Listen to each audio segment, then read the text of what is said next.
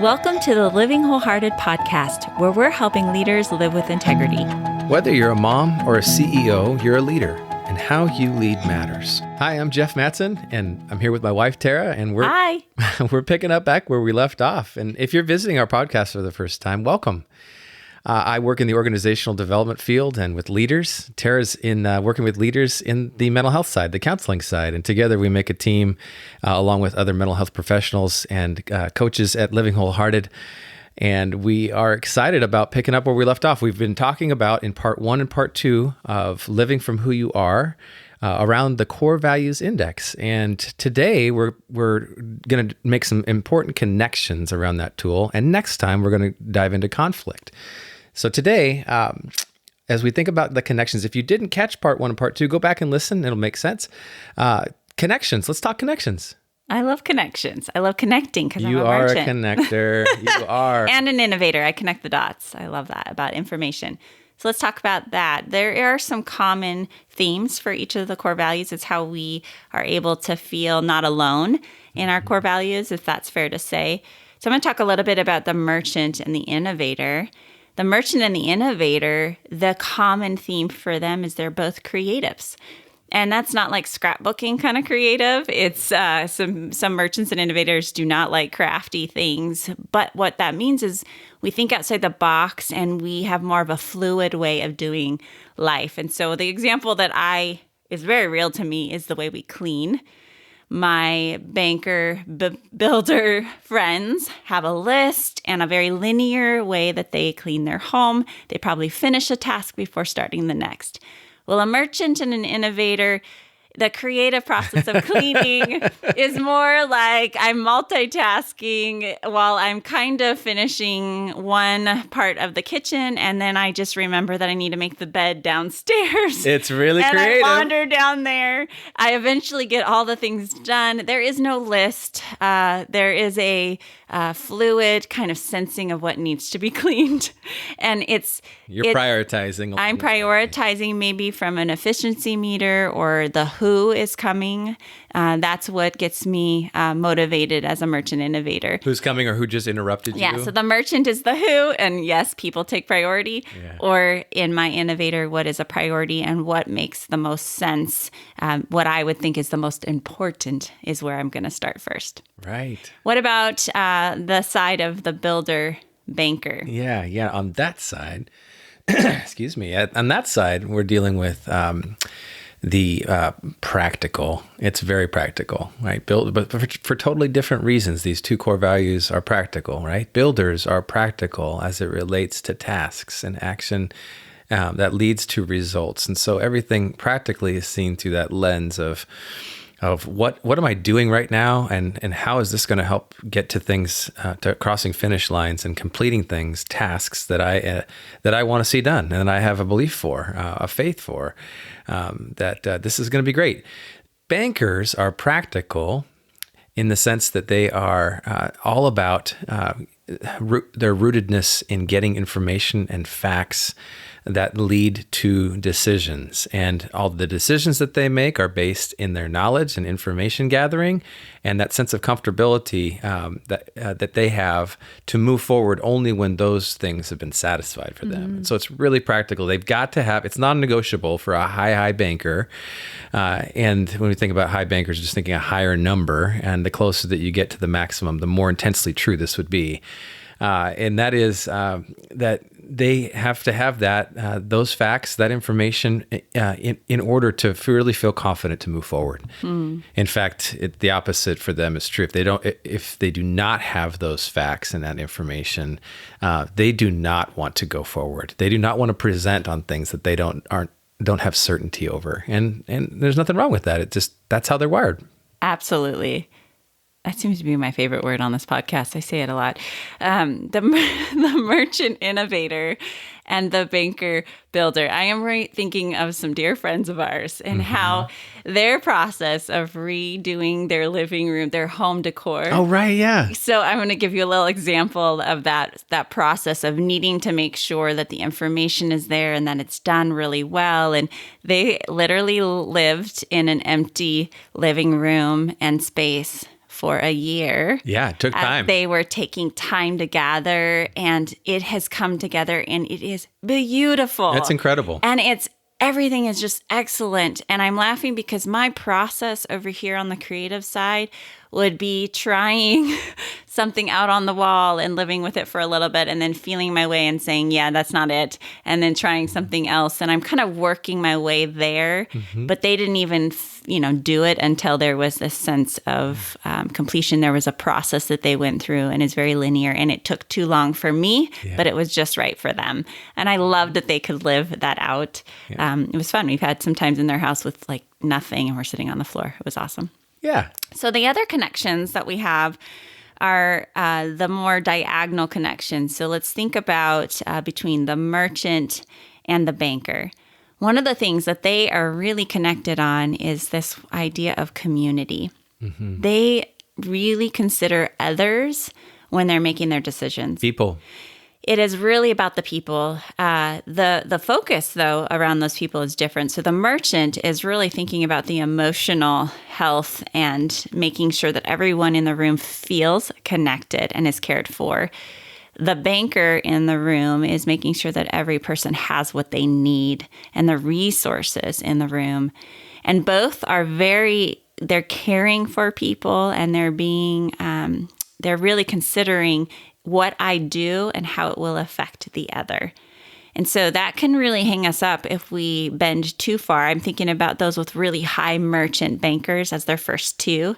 You might find yourself having a difficult time really knowing what you want and what you need, because your bent is to constantly think about what is the room needing and holding that. Others focused, yeah. And then when you grow up in an environment, a cultural norm, a family of origin that values that, it can really keep us locked in and not understanding what our own needs are. And so those higher merchant and higher bankers really need to learn how to consider their own needs as well in the context of others. But it is their gift, and it is their contribution to the community. Tell us more a little bit about the banker or the builder innovator. Yeah, and before I do that, I just say it's important to remember that people have some of all four core values in their lives. And so this is where, when we're talking about these combinations, like you just did with those that are high merchant bankers and have that as their first and second core values numerically, that means that person is extra about people. And it's not to say that builders and innovators don't care about people either. They do, but not as intensely, not as from a hardwired space as merchants and bankers do. And so more natural, would you say? It's more natural. It's more of, it's definitely in the lenses that are the glasses that they wear and see their whole world, every part of, more so than innovators and builders do. And that's an important connection, a diagonal connection there between those two core values. And when we talk about diagonal, we just refer to the flag to the graph of the CVI, which has 4 quadrants. So that's what we're referring to. It's kind of like a square with 4 quadrants in it, 4 little squares in it. We're connecting innovators and builders here, and they are independent, more so than the other 2 core value types of merchants and bankers. Innovators and builders are independent, but for different reasons. Builders are independent in the sense that sometimes people present a block to them getting things done, the action and results that they really want to get after. And so they need to pull away from people. And that's not necessarily a bad thing. It's a reality for builders, male or female, that are high builder. When they are out on a project or away from people, you can tell that they're really trying to get things done. They care a lot about that. Innovators are independent for a different reason. They'll pull away from people also. But here's what they're doing. They're not necessarily trying to take action and get results per se. They're trying to get their mind on the problem that they're trying to solve. And sometimes they can do that with people, like thinking about brainstorming or sessions or being creative. But every innovator that I know, and the higher the innovator they are, the more this is true, has their process. And usually their process involves time away from others to get their mind. They might do pros and cons. They might get a whiteboard. They might they might do all kinds of different things in their process. And that's their assessment process. Once they solve it, then they're motivated to see that solution come back into action.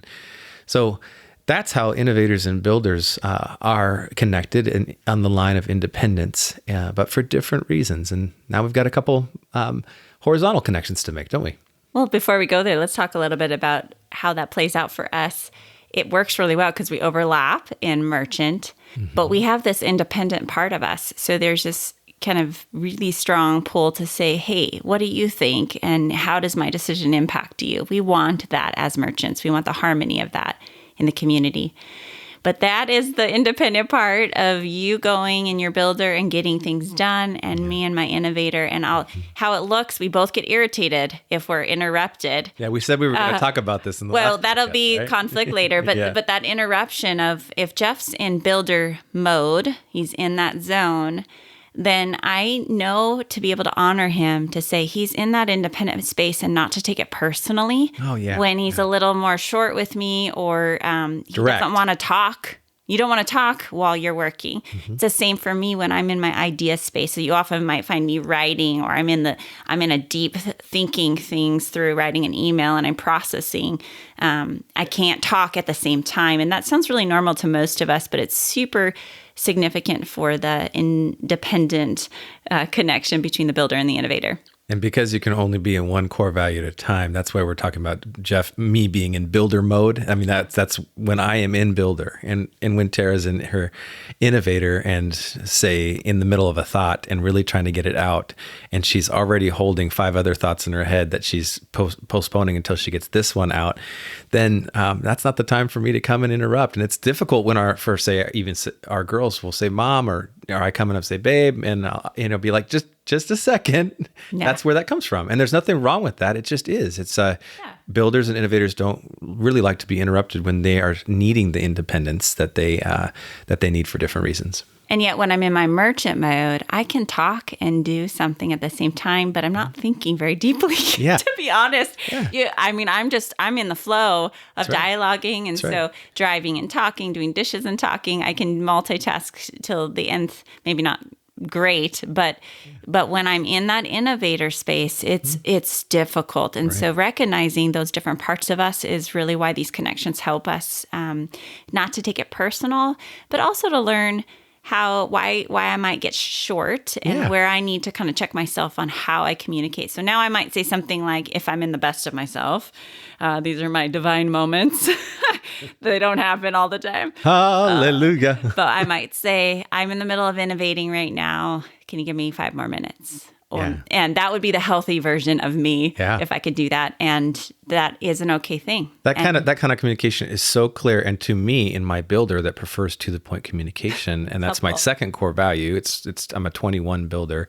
That I live in that space very, very regularly. That is such a gift, because now I know what you need, and I'm not guessing. It depersonalizes anything that I've got there, and I have got a choice to make. I can respect that and come back to you after 5 minutes, or I can choose to be like,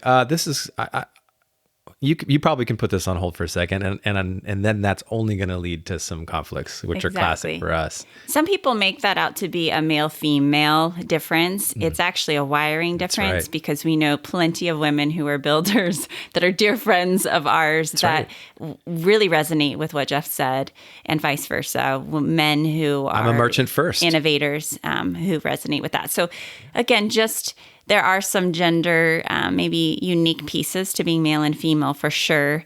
But this wiring piece, we have to just be very careful to recognize that there is a wiring element. So that's why we talk about this. Yeah. It's really freeing for us. So the other connections you were talking about are the horizontal. So the merchant and the builder. Mm-hmm. These 2 core values make their decisions and live and breathe from a place of intuition. It's this gut level place of, does this feel right? Does my gut align with, we should do this?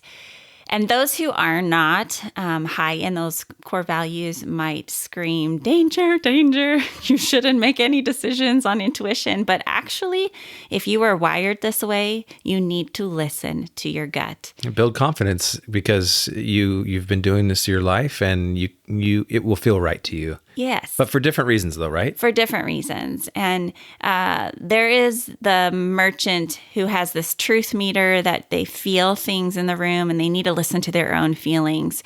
And then there's the builder side that is a faith. They just have an intense faith and an ability to be able to say, I know what to do and I'll know what to do when I get there. Is it always right? No. This is why we're going to talk about in conflict, how we lean into the community and we need others and we need the other parts of who we are. But I will say this, listening to this intuition gets diminished in trauma. One of the core pieces of trauma, and we'll talk about this in later podcasts, but I always want to throw this in, that this gets diminished because in trauma, we're told not to listen to what you think, what you feel, or what you need. And when we suppress that, and so when we say you've got intuition and you need to be listening to that, for someone who has a lot of trauma and a lot of shame, it's really hard to even know that that's even possible and that that's a good thing. Yeah. And even in Christian circles, Jeff, I hear this so often that we shouldn't listen to our intuition, that it's of the flesh. And we're saying, no, this is God's fingerprint and the humanity he put on us. So this is about His design. Yeah. And as long as it's aligned with God's word and his spirit, and you've got people around you, you know, giving thumbs up to say, yeah, that sounds like you need to listen to that. Yeah, good counsel. Yeah, but I'll lean in to your intuition because you've got a lot of it. You're a merchant builder, so you're highly intuitive. Yeah. And then I've also got a couple other really amazing mentors and friends who I lean into too to say, tell me what your gut says. Yeah. And it's usually spot on. And your merchant is strong too, right? I mean, you're high in number and merchant with me, and that's where for both of us, we can high merchants can walk into a room and they can feel it out really quickly. They're so relationally intuitive. That's where their intuition is really tied to its relationships. They can read body language so quickly. That's why when a good friend, a merchant approaches a good friend and says, "How was your day?" and that person says, "Fine." The merchant just knows. It's kind of like they've got this hardwired, built-in, God-given BS reader, really. Yeah. I mean, and not to make people feel bad, but to actually to notice them, to go deeper, to love them, to help them, to their primary core value, the merchant's love, and then supported by truth. The love of the merchant is to honor the core values in themselves and in others. Merchants are so wired that way. The builder intuition is related to task, and they just have a faith of knowing what to do as it relates to tasks that leads to action and results. So it's not relational, really, other than if people are going to benefit from the action and results relationally that the builder has done. Yeah. So thank you for that. Yeah. The merchants are the real relational ones, and intuitive relationally builders. But decision making, they might need to say, we can do that. Or, but if a builder's doesn't have a high merchant, they probably need to ask a merchant, how might this impact others? And a merchant will intuitively say, that's going to impact our kids greatly. Like, that's right. We need to really think that through. And the builder, if they're in the right space, whether male or female, will thank the merchant, because that merchant is so relationally intuitive that the builder doesn't want to be a wrecking ball in the best of who they are. Yeah. They want to do things that make a positive difference in people's lives. So that's a wonderful connection between those two. The other one is the horizontal connection between banker and innovator. And this is a cognitive connection. Both of these types of people are really cognitive. They're in their heads, and a lot of the things that they do and are wired to contribute come from the ways in which God wired their brains and how they go after things. But they're cognitive for different reasons. You're getting the pattern here. Every connection that we make is that, but for different reasons. The banker is cognitive in the sense that they are all about reading and analyzing. This is their thing. This is their comfort zone. This is what provides them with the knowledge that they seek, the knowledge that they hold and can retain and can offer and want to give. And this is the right way. Mm-hmm. Bankers would definitely view their approach as the right way. Facts are what give us a footing to stand on.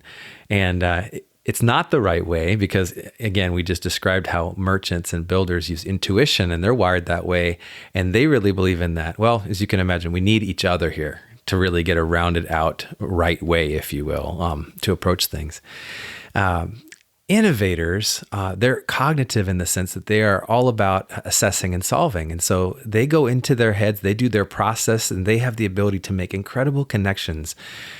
Sometimes, in many cases, that happens in real time for the innovator, which is their wisdom, to see the way things are and to know what to do about it. But when it doesn't come quickly for them, they lean into that commitment of compassion. It's not empathy.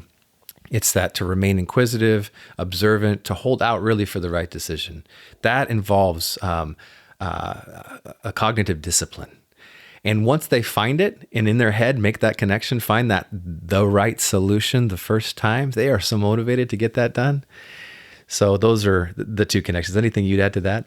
I just would say it's time. You said it, but making sure that that is important for all the banker innovator core values to recognize that time is needed. It's not an inconvenience. It's actually a need. And so we honor ourselves and we honor one another when we say, why don't you take the time to do that thinking that you need? So the pulling away for the innovator, the maybe being able to engage the ideas of how decisions will impact other people for the banker. But time is really important for that lower half of the cognitive. Would you say that in your experience with the people that you've engaged with that are high bankers, that time seems to be the most important to them, that they need more time in advance to, and the emphasis on in advance, if they're going to be asked to get information or knowledge or share it, time to process, time to read, it just takes more time than the other three core values. That's not good or bad per se. It's good in the sense that I guess I will say that is their commitment to excellence, quality. Yeah. And the other core value types, it's not that they can't have that commitment to excellence either, but they don't do it to the discipline of reading and research and analyzing it from a real logical space. That simply takes more time. And that can feel so exhausting to a lower banker when somebody's wanting me to take that kind of time. I'm like, and I want to quickly hand that off to somebody else who's a high banker. Things like taxes or, you know, when we're going through all of our references for writing our books or those kinds of more tedious tasks that are a joy for someone who's a banker and I'm going to trust them more than me. It's kind of the secret sauce is learning to lean into each other in a healthy and interdependent way when it comes to living. And when we can see that these four core values and the connections that we've made here can be leveraged in an honoring way, we can start really thriving in our relationships, whether at home or at work or in the community, whatever we're doing. When all four core value types are being seen and leveraged and present, it's the best we can have it in this life. There's so much more we want to talk about, but we're going to move towards conflict in our next episode. But before we do that, Jeff, if somebody really wants to take their CVI, their core values, and they've gotten the bug, they're curious, how do they do that? Yeah. Come and visit us at livingwholehearted.com. In the upper right-hand corner, you can click on the link that says Take the CVI. You can read a little bit about it. It's $49.95, and that's the price that Taylor Protocols, the creator of the tool, sells it for. You can take it right through there, and you'll get your results. You're going to get a wonderful report that comes right after you take it. It takes 10 minutes to take. And it's amazing to me that it's that quick. If you're a banker, it's going to take a little longer because you're going to want to read the definitions, a little more time. But that's it. That's the place to do it. I love it. The only other thing I want to tell you about is we share a little bit about the core values and how it impacts friendship and our parenting, and especially our identity as women in the book, Encourage, Being Daughters Rooted in Grace. I'm so excited. We have a new cover design, and it is on pre-release right now. It looks great. Thank you. I'm so thankful for it.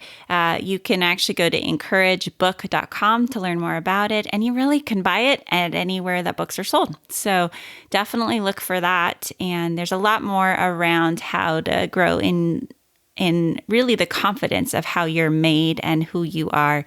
The core values is a piece of that. So stay tuned. We're going to unpack conflict. And Jeff, are you ready to fight? Oh, bring it on, girl. Bring it on.